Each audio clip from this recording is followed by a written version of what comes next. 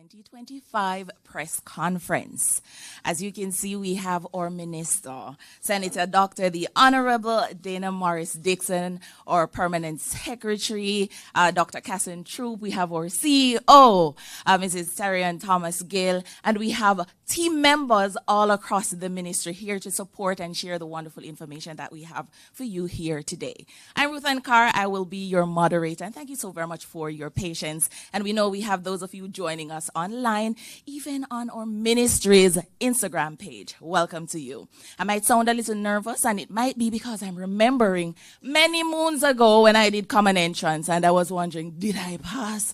Am I going to a high school? Will I see myself in the newspaper? Yes, in the newspaper. That's where we were. And now today we are live. And you will find out your information. So I know thousands of you did great during the PEP examinations. And we celebrate you. And you learn about your successes a little bit later today. At this moment, I'm going to invite our permanent secretary. Very energized. You see the smile there. She will do the official welcoming.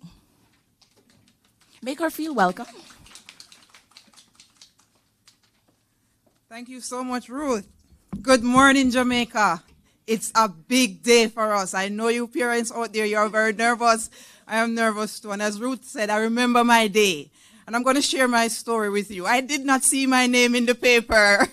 I looked and it was not there. It was a difficult time for me to go home. But guess what? Look at me today. I blossomed where I was planted. So whatever happened today, you make sure you, young people, parents, you can blossom where you are planted. There's no one way to the top. Just continue to work hard.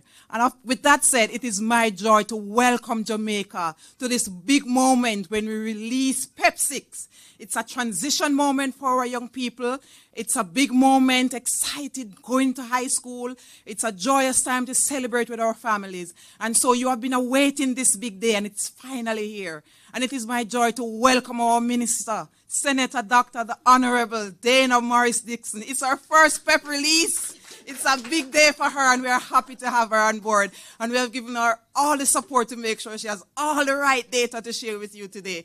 And she's going to do it in her own style, because we have enough to celebrate. We are not where we want to be, but we are celebrating the small victories. Amen?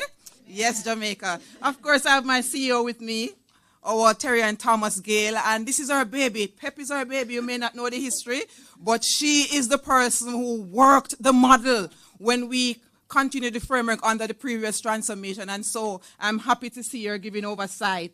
We have other DCOs in the room. Maria, who is in charge of exams this year, and she has done a phenomenal job. As a permanent secretary, I'm very, very proud of her. We have Janet Brim, our DCO for schools operations. Now, guess what? All the work will now shift to her. So all the excitement for those who want to enhance as we move them forward, and for those we have to do the remedial work, it's right in Janet Brim's hand. But I have no doubt she is experienced. She has been here for a long time. I have my project lead, Dr. Venice Morrison-Leon, and she's leading the transformation team. So all the quality assurance work on all those targets that we have from the Patterson's report, we have our project lead leading that, and she'll be in the field with us. Welcome, Ms. Dr. Morris-Leon. We have our regional directors in the room, and I see Mr. Otis Brown, Region 1, representing the core. And of course, the indomitable Vivian Johnson, DCO, Head of Education Planning and the Policy Division. And trust me, that's where all the magic happens in the ministry, so we can do the work. Vivian, welcome. Colleagues, I see our head of our independent schools walking in. Mrs. Mackenzie, welcome. Our independent schools association is represented here this morning, and we are grateful. So colleagues in the media, our friends, families, principals, and other members of the executive management team, you are listening in the social space.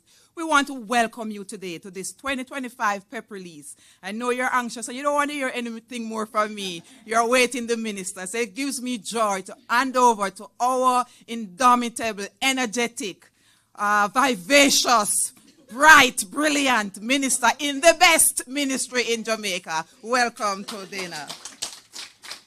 Thank you, Pierre. All right.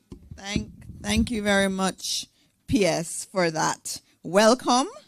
It is indeed a big morning, and I want to again acknowledge our PS in the best ministry in Jamaica, Dr. Kassan Troop, and we also have our Chief Education Officer with us. A lot of officers from the Ministry of Education are here, and the PS would have named them. I obviously have to especially recognize the exams branch that I've been very impressed with, their work that they have done. And I see the president of JISTV in the room. Our independent schools are absolutely critical to everything that we do, and we cannot do it without them. We also want to congratulate them on Prep School Champs that was held last week, and they're doing a phenomenal job as a team, and they're very important partners, and so it's good for them to be here at this press conference today. And of course, members of the media who are here, good morning to you all. And I will just get into it. And I figure someone is changing my slides or I'm changing them. Okay, all right. So I'm going to go to the first slide and I'm going to just get started right away. So whoever is changing the slides needs to change the slide now. All right, it's coming up. But I'll start with the good news. And I think that's not the first slide. That is, all right, thank you. There is good news this morning. The good news is that the results are better than they were last year. So I'll start with that. So for parents who are watching, just calm down a little bit. The students did significantly, they did better than last year, and that is something that we always want to celebrate. And as a ministry, we are working to improve the results each year. And so let me get into the presentation, and now I can change the slides myself. Good. The overview of what happened. So I just need to remind Jamaica about what PEP is and what PEP is not. So PEP is the primary exit profile. And what do we do it for? We do it to measure the attainment of the objectives that are outlined in our curriculum, or NSC, the National Standards Curriculum. So what we're testing is whether or not our children are able to apply their knowledge and skills to the areas that are in the curriculum. And we're obviously testing the higher order areas, the higher order thinking skills, the problem solving areas, analyzing. And that's very important for us because we don't want children who are just regurgitating information. They need to be taking the information, synthesizing it, and coming up with innovative answers, and they get extra marks for the innovation, and we really love to see the innovation in the responses. And so this is done across 4 years. It's not a one-time test, a one-day test like we would have done when we did common entrance. This is over a longer period of time, and it's great because you're able to track students and their performance, and you can also track the schools and their performance over a period of time. And so our students would have done the grade 4 performance tasks in June 2023, and they would have also done the literacy and numeracy tests as a part of that. In grade 5, they would have done performance tasks in June 2024. And then for grade 6, they did a number of tests, the ability test in February 2025, the performance tasks in March 2025, curriculum-based tests in April. So they had exams in February, March, and April. Now, these are a special group of students, and we have to look at them with that in mind. COVID had a big impact on these children. These children would have been in grade 1 when COVID hit us. So they would have been in grade 1, in the middle of grade 1, when they had to go online. Now, grade 1 is a very, very important year, a very formative year. And we know that you cannot get everything in an online setting. We also know that many of our children, and we have to be honest with ourselves, did not have access to the devices that they needed right away. So there would have been children who would have been in this cohort that we're looking at that would have spent some time outside of school. For 2 years, they were not doing face-to-face learning. Our teachers did the best they could to engage them. But the reality is they were at a disadvantage because of COVID. And then another thing too was the lack of peer interaction. And so some of the social skills that you're supposed to develop early would have been affected.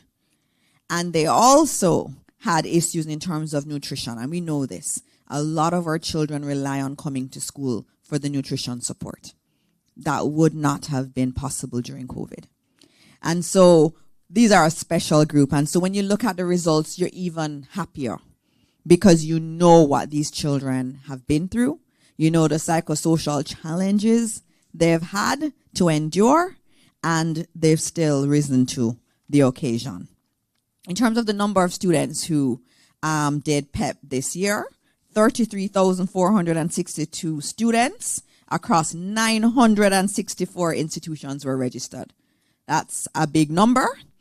We should note, though, that usually we would talk about absenteeism, where students miss the exams even though they are registered. Now, importantly, this year we saw a 25% decrease in the number of students that were absent from the sitting. And if we look at the numbers, you also see, you know, in terms of the males and females, that there's slightly more boys this year doing the exam. I will continue because I know what everybody wants to know. So how did the children do? All right, so we're looking at mathematics. And this is very encouraging when you look at it.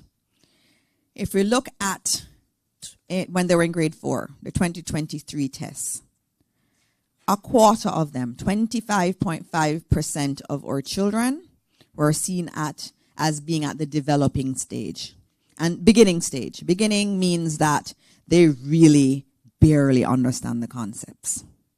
And then you have the developing stage where you see some knowledge, but not enough for you to deem them proficient. Then you have the proficient level, which is where we want most of our children to be. And then you have highly proficient. Those are for our special children who just go way above what would have been expected. So when these children, and the good thing with PEP, we can actually track them from grade 4 to grade 6. In grade 4, 25.5% of them were at the beginning stage, meaning they were very basic in maths. But if we look by grade 6 this year, only 3% of them were seen to be at the beginning level. That's a big, big deal. So going from 25.5% to only 3% at beginning. And then what we look at also, when we are looking at the results, we look at the proficient level. In grade 4, only 27% of our students were at the proficient level in mathematics. But when they did PEP by grade 6 with all of the interventions, 56% of them were at the proficient level. And then 7% were at the highly proficient level. And so those are some encouraging numbers. Are they where we want to be? No. We have more work to do. But what it says is that the interventions, the work being done by the schools, is paying off. And we can see with a challenging cohort, we're seeing progress being made, which means that what we're doing is right. We just need to intensify it and do more of it. And I have to thank the teachers for this improvement in mathematics. The other big one, which everybody wants to know about, language arts. What's going on with our children in terms of language arts? Now, I have to note to Jamaica, PEP 6, the grade 6 test, is not a test of literacy. We do not test literacy. We test their command of the language arts curriculum. And I will speak to that at the end in terms of how we can get a literacy test. So when you see the results here, which again are very encouraging, know that it's not a literacy test. So in grade 4, we had serious challenges. 33.9% of our children were at the beginning stage in relation to language arts.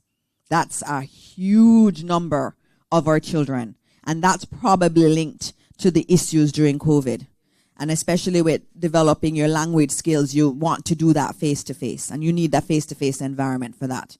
but almost 34% of our children in grade 4, which was in 2023, were deemed to be at the beginning stage, and 27.4% were at the developing stage. So that's a huge amount of our children. That is 60% of them not proficient in language arts. That's a big problem. But we didn't stop there. Interventions happened. And then you can see that by the time they did the grade 5 test, the numbers increased. So you only had 34% that were proficient in grade 4. But by grade 5, 56.6% of our students were now proficient at the language arts level. And it didn't stop. Our teachers didn't stop. They continued working with the students. And by grade 6, 67% of our students were at the proficient level.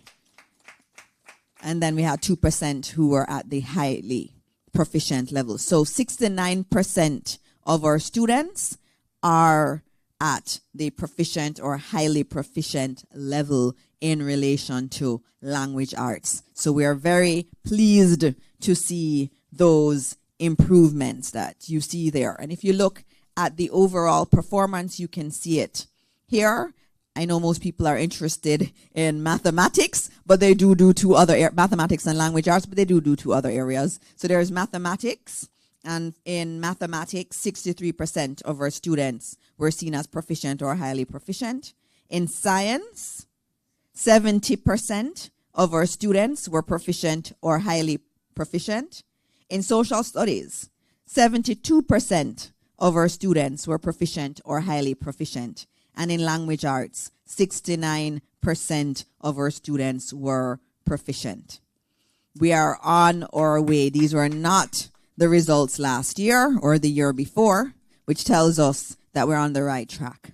So we are on our way, and our target in the ministry is to get to 85% proficiency level by 2030 with all of these areas. One of the things we looked at when we were looking at the data was that developing category, and the data showed that for a lot of our children, they're almost proficient. So those in the developing bucket, they are actually skewing towards proficient, but we don't put them in the proficient bucket unless they reach that standard. But they are closer to proficient than they would have been in the past. And so that's another encouraging figure for us to look at. You may want to know about social studies. Overall performance last year, it's basically flat for social studies. 71.8% last year were proficient or highly proficient, and this year it's 71.6%. So pretty flat there. There was also something to note in social studies. Again, fewer students were at the beginning level in social studies than compared to 2024, which is a good thing. You always want to look at who's at the bottom level. Are they improving? Are they getting better? And the numbers show that that's increasing. We also saw a 25% increase in highly proficient in this area, and especially in a few areas that we're evaluating, which is developing questions and planning inquiries, evaluating sources and using evidence. And you know, in today's world, that is very important because you have to be discerning. So you need to be able to see all these sources of information, know what's a good source to use, what's not a good source, to be able to synthesize all that information and use evidence you've gathered from the sources to respond. And we've seen improvement in that area with our children, and that's a higher order area. And with all of these results here, there's a lot more I could go into because we go into detail by strand. So we look at the different areas. Where are we having issues? So for example, in language arts, we realized that children were doing really well in most areas. The area that was bringing them down was in writing. And we understand that too. That's linked back to some of the deficiencies early in their language arts training. And so we're encouraging the schools to do more work in terms of writing, because that was the area that they fell down. But we're able to see everything. We can see every area. We know which areas the children are struggling in. And so these are your overall statistics, but it's also important to see the details a little bit lower down.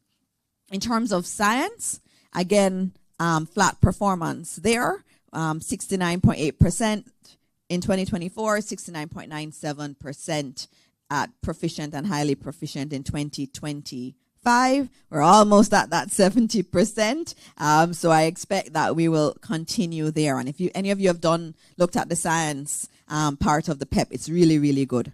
And for children to be doing this well now, it was very new. It was introduced. A lot of our schools would not have had a lot of experience with teaching science and the science curriculum at this level. And so they're doing really well there. And so they're able to practice. The practices area is an area where we're seeing increase in proficiency. And that is where we're looking at scientific skills, looking at how you carry out an investigation. I love reading those questions that they have where the children have to figure out, how do I investigate this particular area? And so it's flat there, but we're seeing increases in the proficiency area. Now, this is what other parents want to know. Where are your children going? And I'm very happy to note that 89.5% of our children, almost 90% of our children, are going to one of the schools of their choice. That's a big number.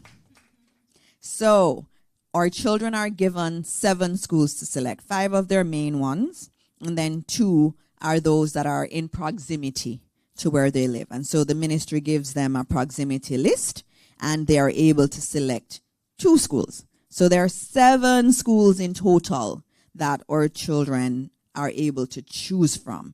And our children, 90%, almost 90% of them have been able to be placed in a school of their choice. That was on the paper that their parents handed in. And so we're very happy about that. And that may mean, too, that our parents and our schools are helping the parents to choose better, and choose more wisely.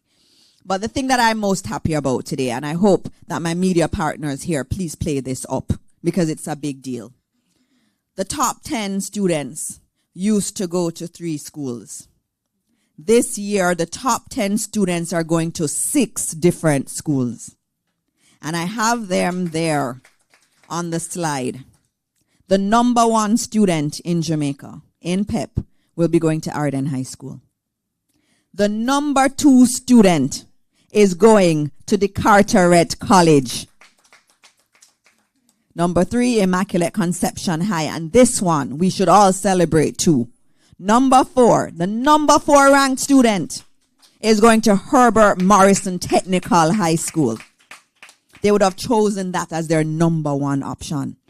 And then number 5 would have been to Campion, and number 6, St. Andrew High School, and the rest of the top 10 had those schools in there. But this is a change. What you're seeing is beautiful. You are seeing that there are other schools now that are being seen as schools of choice for children. And what we want to do is to continue expanding that list. Also, we have to note that more primary schools have entered into the top 50 ranked schools for PEP performance. Our primary schools are doing better and better. And that is a great result to see. And so these, I hope, apart from the improvements in maths and in language arts, I'm hoping this will be an important talking point, because we want to encourage other schools to do the work, to improve their profile, improve the work they're doing with their students, so that more of our students will choose them and they'll become schools of choice. Another area that I wanted to highlight is in relation to the schools where we are doing interventions. And I've said it many times that we are intervening in our schools at the primary level and at the high school level that are underperforming. And when we looked at the data, we saw that there were in 2024, 26 schools who were at the critical level in language arts and 40 that were at the critical level in mathematics. What does that mean? It means that over 75% of the children at that school were at the beginning or the developing level. So that's the majority of students in that school. So we identified those schools, and we've been doing interventions in those schools. So we're not just taking the PEP data and putting it down. The team at the ministry that's here in the room and the others that are working so hard, they are working with the schools. And I am so happy to say that 6 of the schools that were on the critical list for language arts and mathematics, they are now at 100% proficiency in language arts and mathematics. Now, if that's not cause to celebrate, I do not know what is cause to celebrate. And those 6 schools, we're going to have to do some special acknowledgement of them, because that is not easy to do. Not easy at all. And I can give you the names of the schools if you'd like, because I'd love that to be broadcast. For mathematics, it's Clydesdale Primary, Came Coran Primary, Quickstep Primary, Moores Primary and Infant, Springvale Primary and Infant, Ty Dixon Primary and Infant. And for language arts, it's the Barking Lodge Primary, Clydesdale Primary, Philadelphia Primary, Quickstep Primary, Moores Primary, Mount Airy Primary. All those schools need to be celebrated because they went all the way from critical to having 100% proficiency in language arts and mathematics. So there are 6 of them in language arts, 6 of them in mathematics that were able to do this. What it says is it's possible. So even if we see a school where children are underperforming, it does not mean that they have to always be underperforming, because those 6 schools have shown you that with the right interventions, that our children can thrive and do very well. And so I want to congratulate those schools today. The other thing I would note is there's a lot of data, as you can imagine, that we have. Can't go through everything. But we've developed a new publication in the ministry, and I want to thank the exams team and obviously the leadership, the permanent secretary and the CEO for their work in doing this. And I took this home for the weekend. They were doing it for last year, but we'll be doing it for this year. Each school will get a school results publication. It will go into detail in the performance of that school. It will compare the school with similar schools. It will also compare the school with the national results. And it will go through each subject strand by strand. This is how your students did in these types of questions. And it will also give you suggestions in terms of what your plan of action should be given the specific performance of your children. So we're not just keeping the data. Every school is going to get this publication. It's not a light publication. It's actually quite thick, because you're going through in terms of this is what you could do for your students. These are the kinds of activities you need to do more of. These are the intervention strategies you need.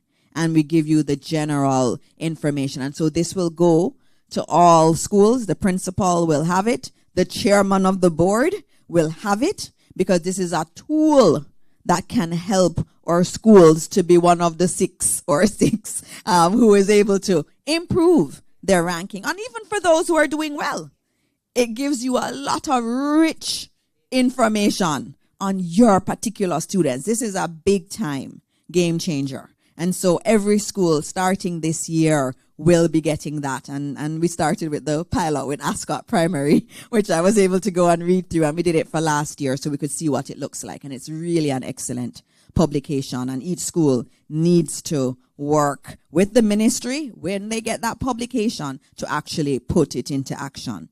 There was something that I'd mentioned before, which was that PEP was not a test of numeracy and literacy. It is not. What we are planning to do, the one we're working through the final details of it, is to add some questions to the mathematics and the language arts papers for grade 6 to test numeracy and literacy, so that next year we'll be able to give you data on this percentage are considered literate, because some of them in the developing category, it's not that they're not literate. And so we need to be able to tease that out and to be able to give Jamaica data that they can use. So we'll be adding that element to the exam next year for the grade 6 test. And so I will stop there. We've given you a lot of information. As we said, at 11 a.m. today, the schools will have access to the results. And at 1 p.m., parents can start accessing our portal to get the results for their children. If there are any issues, parents just know that the schools do have the results. So if you go online and there's any challenge, you can get it from the school or regional office. Or regional offices will also have the results available. So we're doing it as best as we can and have as many avenues for you to get the results as we can. And so I have to congratulate all the PEP students. You've done very well. You've worked hard. You've worked really hard. And we see it. We know you are starting at a disadvantage with COVID, spending grade 1 and grade 2 outside of the classroom. It would have been hard. But you did it. And we also had Berry last year. For some students, they were very much affected by it. And they've risen to the occasion and they have delivered good results. There are things we have to fix. We need to continue working with our schools on the numeracy areas and literacy and the other areas too. But the ministry is committed to working with every single school. And one of the great things today that we need to leave here with and celebrate are those schools that were on the critical list and they're no longer on the critical list. And they didn't just come off the critical list just, marginally. They made all 100% of their students proficient in those areas. Now, that is cause for celebration. I congratulate all the students. Don't worry about where you get placed. There are some wonderful schools across Jamaica, and we in the ministry are making sure that every school will eventually be a school of choice. Thank you, and we open up for questions. I hand over to you, Madam Chair. Thank you so very much. I'm smiling. I'm excited. This is transformation in action. We say we're transforming the education sector. This is it. This is where you see the impact. Plus, I'm smiling additionally because I heard one of my schools that was critical. And they have moved to proficient. And I'm so excited. I'm about to call the principal to say, good job. And that's the Quick Step Primary School. I hope you have your questions ready. I saw people writing. Just to remind you, we have press kits that are ready for you. We have QR codes across the room and outside. So with your smartphone, go ahead and scan. You'll have access to the information that Minister just shared. And so at this moment, we'll open the floor up. Cheryl is manning online. Let me know if there are questions coming from online. But for now, we'll take the questions in-house. Hi, good morning. Okay, sorry. Good morning, Sashana Small from the Gleaner. Minister, can you tell us how does this year's math and language arts grades compare to last year in the proficiency and high proficiency rate? Can we pull up back the slide, please? In terms of the overall performance, not the performance going from grade 4 to 6, right? Overall performance. Grade 6. Yeah, for grade 6, yeah.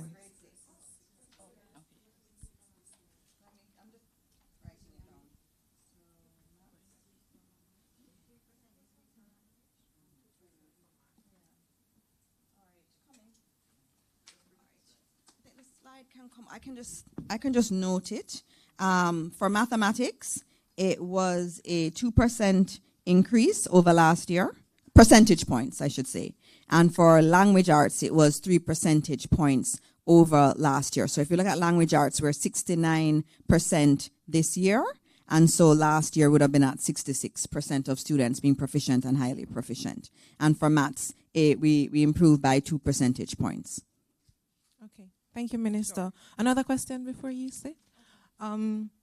Last year we had 5 and 6% respectively for math and English in the high proficiency rate. And for this year, math is 7, while language arts is declined to 2%. I'm asking, is the ministry satisfied with these low percentage rates in the high proficiency area? I think you're going to see the high proficiency changing, from year to year. Sometimes that will happen. Also, the writing skills of these children, we had a serious issue with the writing skills. And so that pulled down the results for this year. And we saw that. When we went through the analysis of the strands, that area was the area that would have pulled their grades down. So that means that as they go to first form, they're going to have to be interventions in the writing element, because that, for language arts, that was the key area for us.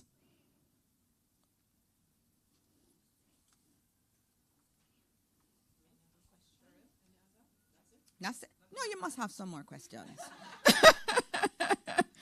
Oh, there's a question here. Minister, good morning. Good morning, everyone. What will come of the NSLIP schools that got 100% in language arts and mathematics? Will they still be supported? And what do you think accounts for them getting the 100% while the other schools not? All right, and other schools not. All right, let's start with those who did. I think we have to celebrate them, and we have to talk about them, because there are several schools, as you know, that we're intervening in the Ministry of Education. And you want to see progress. And you want to be able to say to the others, see, it can be done. It can be done. Our children are not lost. They are important, irrespective of which school they go to. They are very important. And so we have to do what we can to improve their performance. What it also says to me and to Jamaica is that even though they're at a critical level, sometimes we think they're at a critical level because there are a lot of learning challenges in that environment. And there may be some students with special needs. But what this shows is that with the right interventions, and the ministry has been intervening in these schools, when you go into many of these primary schools, and I've seen it, you are seeing specialist teachers. And that's making a difference. So you go into some schools and you see the class has 2 teachers. You have one teacher who is teaching science and who's teaching mathematics. And then you have another teacher who is teaching language arts and social studies.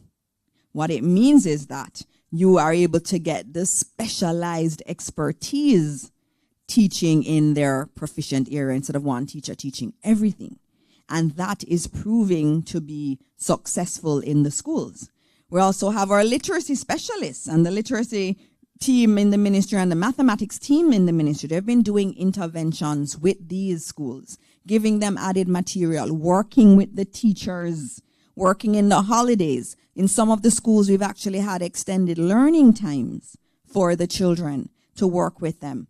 In many of the schools, the literacy specialists will take out the children out of school, out of class, and have special sessions for them, as at one school in St. Thomas, where the room they used for the students who were having issues with literacy was the nicest room in the school. It had the most technology in there.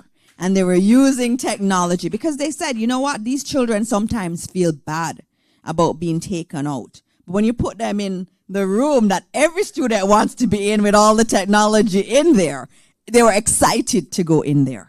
And so you see our schools innovating and thinking different. But the good news is it can happen. Every school that is deemed to be underperforming can perform. And that's what this says. And so the interventions have been good. We'll continue to work with those schools because you want them to move from proficient to highly proficient as best as possible. And you want the momentum to continue. So we'll continue to work with them. And those who weren't able to get those results, we'll continue to work with them. But what is clear is that across the board, given where these children were at grade 4, every school has done a lot of work to bring the children up. Some have done it, have been more successful than others, and we will use these schools as case studies to teach the other schools in terms of, some techniques that they could also use. That's it. Wonderful. Oh. Minister, two more questions. Recently, I was looking through the Gleaner, and I saw about 15 different positions from one school, from two schools, from many schools. What will be done to address teacher migration this year, not considering using graduates, because we know graduates are good, but there's nothing like an old teacher working in a class they've been working for years. Yeah. That's going to be a challenge, you know. Teachers do look at other opportunities, as do other professionals across the system. And it is a challenge that we have. We did increase remuneration. Is it where it needs to be? No, and that's why I'm very much committed to seeing economic growth so we can pay the teachers a lot more, because as our tax intakes increase, then we have more money in order to pay our teachers, and that's going to be very important. We're also improving the conditions as best as we can. And a lot of teachers you can see too, you know, when you're in one of those schools that's called critical or underperforming, it doesn't help you and your psyche. But having the ministry doing what it's doing and working actively in the schools, and the schools seeing, you know what, my students can perform, I can get the support that I need, that is important. We're also looking at the retirees and asking them to not retire at the time they would. We're also looking at those who would take leave and requesting of them to stay on and not take leave. And so those are some of the strategies we are using in order to retain teachers. But that issue of teacher retention is a critical one, and we continue to speak with the JTA to see how we can continuously improve the conditions for our teachers. Yet another one. Yes. I was at your Archbishop lecture in January. You said that the ministry would be pursuing feeding programs to help students, and it would show in the PEP results. But we understand that schools get around $200 daily for each school. But as we know, box lunch is $500, $600, $400. So how are schools expected to fund the deficit, and what will be done in the upcoming school year? Final question. All right. So nutrition is big. Nutrition is a very important element of our strategy. And I think I've announced it before, that beginning in September, for all the schools you saw, what we call the NSLIP schools, which are the schools that are underperforming, every single one of those schools will now get breakfast in addition to the lunch allocation. That's a big deal. That's a lot of money too. It's a lot of money to make that happen. But what we're saying is, if we truly believe in these children, if we truly believe that those children in those schools that are underperforming deserve the same access to education as everybody else, we have to do this.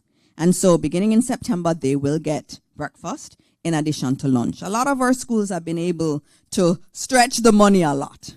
And some of them use additional resources from the canteen and other fundraising elements, or, you know, other drives that they have to supplement the funding, and we appreciate that, because I see our principals and our teachers going the extra mile to try to make sure that as many of the students get the nutrition support as they can. In addition to that, there are sometimes children who are not on the path list for nutrition support, and the schools recognize that there are issues there, and the ministry has given the school the permission to use some of the funds from the ministry to help in supporting those students. So we're doing a lot there. Another thing that you didn't mention, though, that will be coming in September, which is another impediment for many of our students, is high transportation costs, especially in rural areas. And so we're advancing the rural school bus system. We're supposed to get the buses in time for September. We're keeping our fingers crossed that they will come. 100 of those buses will be deployed to start helping in our rural areas. And we know, and we don't have to sugarcoat things, and I don't like to sugarcoat things. In many of our rural areas and other areas too, you have children don't come on a Friday. And some of them don't come on Thursday and Friday because the money has run out. And so what we're doing in putting this rural school bus system in place, plus doing more of the nutrition support, is eliminating some of the impediments to attending school. Because some of these children may not be performing at the level, especially in the developing category, because they're missing school. They're missing school too many days in a month. And so when we do these initiatives, they're aimed at limiting those absences. And so we're very excited about that, and we're really looking forward to those and looking at how it impacts going forward. Okay. Yes. Come to the mic.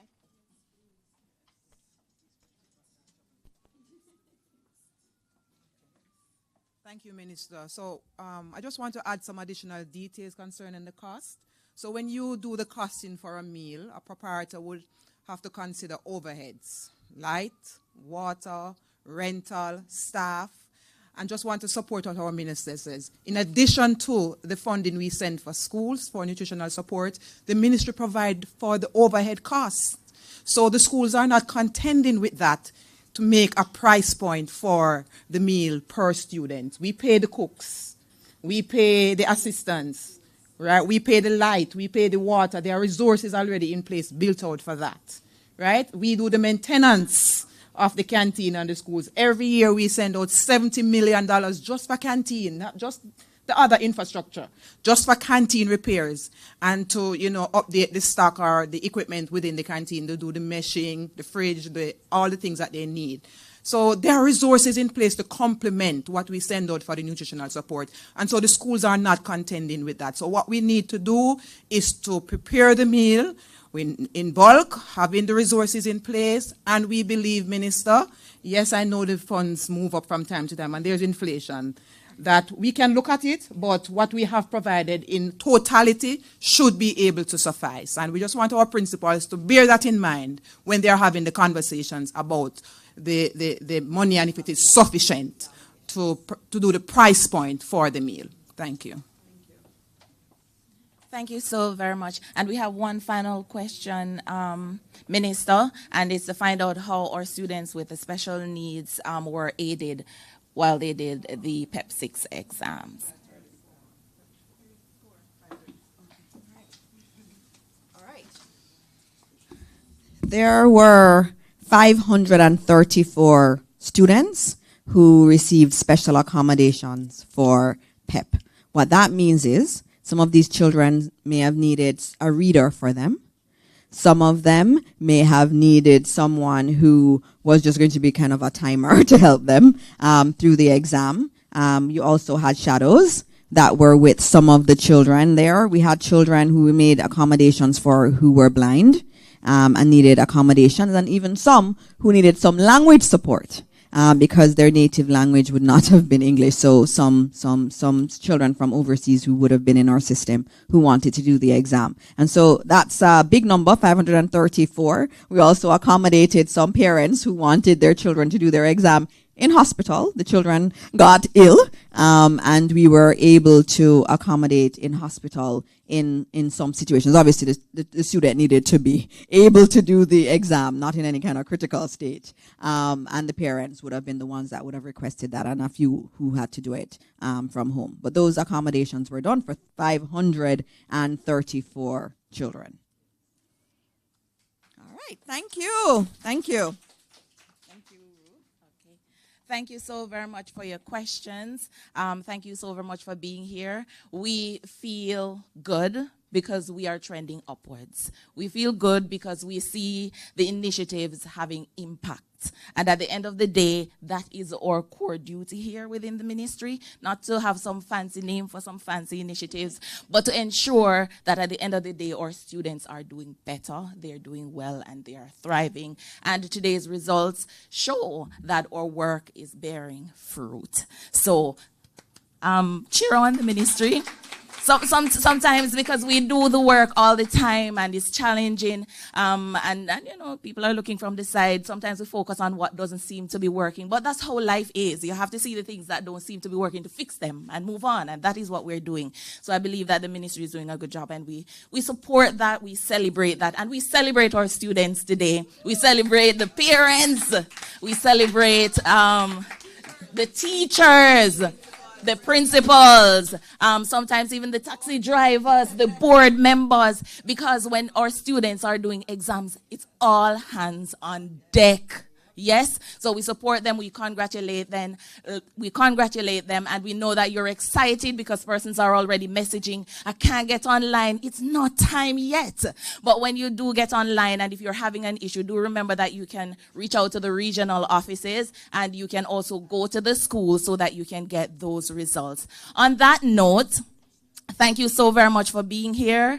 Have for yourselves a wonderful, wonderful rest of the day. We have our journalists here, and you have access to the wonderful members from the ministry who put together the exam, or minister, or PS, or CEO. Let us get our interviews out. This is good news. Let us not miss the opportunity to share good news that has to do with our children doing well. Okay, so thank you so very much for that, and I'm hoping to step to the side to help you to navigate some of these interviews. Thank you very much, and for those online, have a great day.